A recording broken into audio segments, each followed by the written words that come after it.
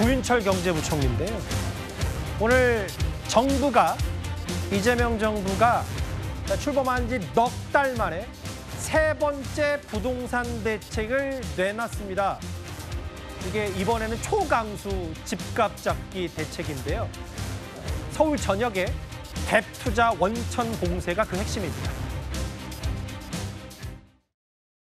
네, 제가 소개 한번 드리면 이분이 이번에 부동산 대출 제한 조치를 만들어낸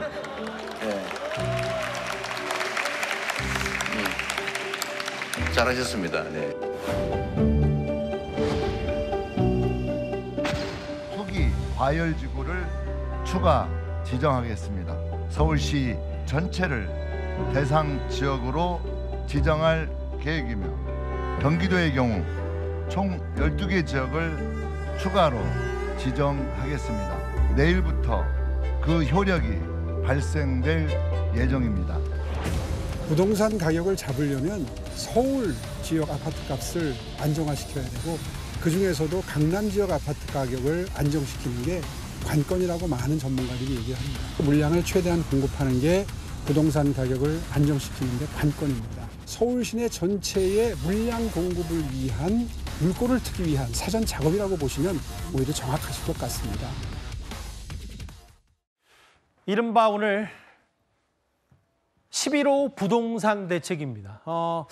글쎄요, 취임 넉 달 만에 벌써 세 번째 정책인데 김진욱 대변인. 이재명 정부도 서울 집값이 지금 심상치 않다고 판단한 건지 모르겠어요. 오늘 초강수 대책이에요? 그렇습니다. 이재명 정부에서 이제 한 세 번째에 발표되는 이제 부동산 정책 같은데요.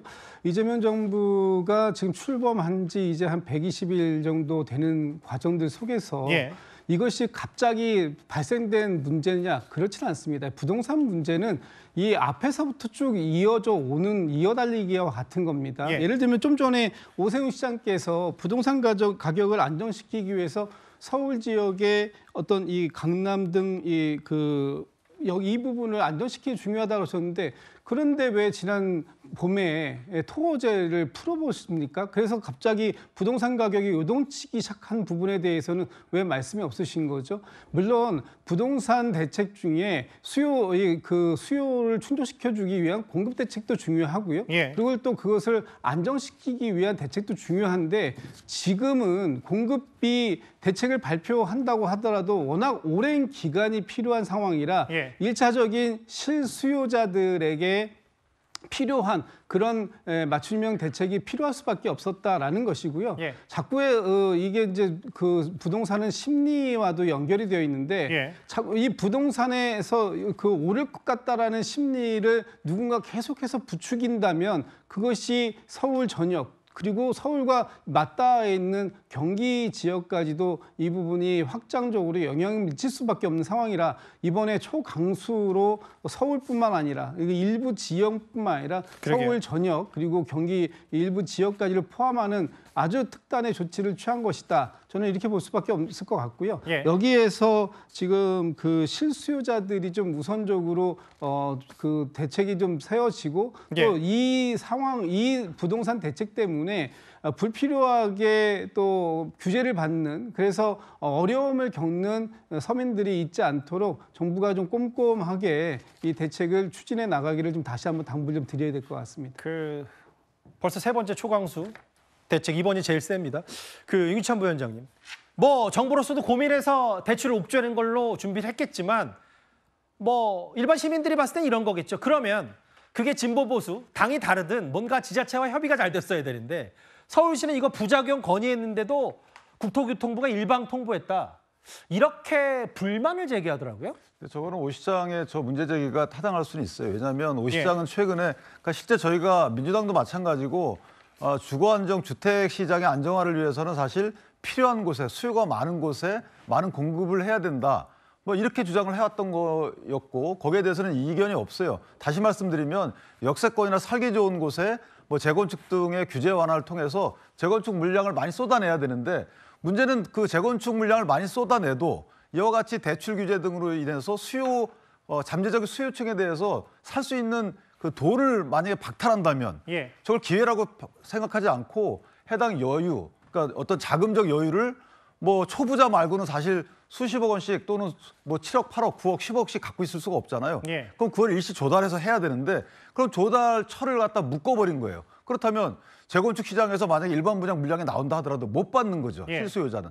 자, 이런 불합리함이 있기 때문에 이건 당연히 정부가 저는 일괄적인 규제 전에 서울시와 얘기를 했어야 되는 거죠. 이게 전국적인 현상이 아니기 때문에 그런데도 불구하고 그냥 묶어버렸어요. 그러면 유동성이 풍부해서 올라가는 집값에 초기 초부자들은 그 유동성을 통해서 집을 삽니다. 그런데 이 집값이 오르고 나서는 살려고 하다 보니까 이런 가격 규제, 가격 통제, 수요 통제를 통해서 나머지 실수요자들은 못 올라타요. 그러니까 시장 경제를 왜곡한다. 예. 이게 계속 반복되었던 거거든요. 근데 그렇죠. 지금도 예. 또 시작이 됐는데 제일 아쉬운 거는 저는 오 시장이 얘기했던 것처럼 아니 재건축 규제 완화를 통해서 물량이 많이 나오는데 공급이요? 그 물량을 예. 그러면 초부자들이 받아가는 거잖아요. 예.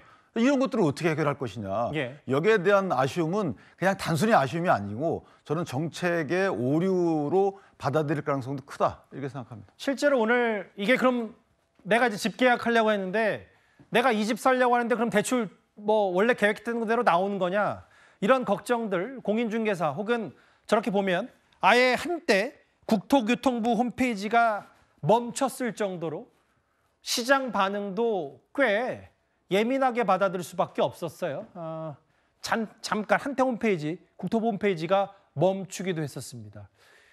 사실 아시다시피 부동산 집값 하면 문재인 정부의 최대 아킬레스건이었죠.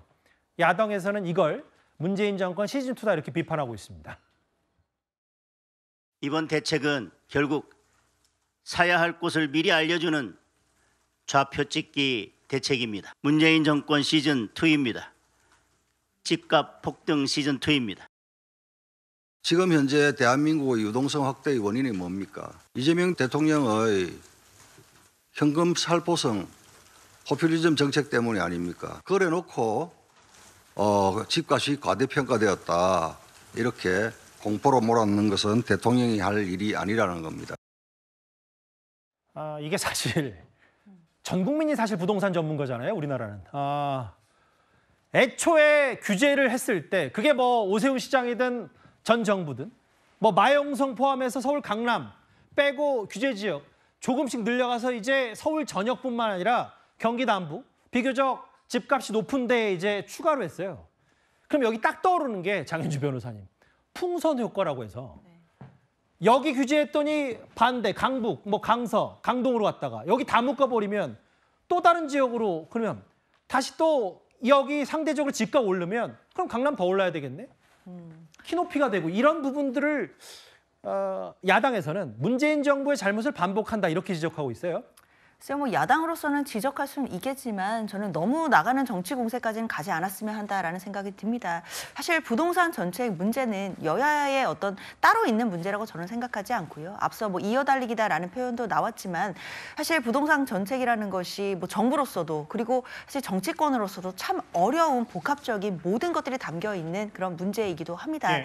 특히 뭐 서울 지역의 일정 지역들을 규제하기 시작하면 풍선 효과로 인해서 그 다른 지역들이 오르거나 뭐 키 맞추기가 되는 모습들을 우리가 예전에도 본 적이 있었는데요. 그렇죠. 그렇기 때문에 이번에는 서울시 전체를 지금 규제 지역으로 묶고 그다음에 이제 경기도 일부 지역 12개 지역도 묶으면서 어쩌면 풍선 효과 부분에 있어서의 나름의 대비가 있었다라는 평가들도 나옵니다. 사실 이 부동산 정책이라는 것이 일단 나오고 나서 바로 평가하기는 좀 어렵고 그래도 한 달에서 한 석 달 정도는 지나봐야 그 효과가 시장에 어떻게 미치는지를 볼 수 있는 것이기 때문에 또 정부를 믿고 이 상황을 조금 더 지켜봐야겠다라는 생각도 듭니다. 알겠습니다. 아예 뭐 청년 사다리가 박살났다. 왜 이렇게 정부가 개입하면서 시장 경제를 왜곡하냐는 취지 얘기가 야당에서 비판이 나왔는데 일단 초강수 대책, 갭 투자 원천 봉쇄, 대출도 사실상 막겠다라는 이재명 정부의 부동산 정책이 저희가 준비한 2위였습니다. 그럼 지금까지 들은 여러분들의 목소리를 만나볼까요? 이 첫 번째 댓글입니다. 음식에는 진심을 담는 거다. 그 제주 4,000원짜리 김밥 말씀하신 것 같아요.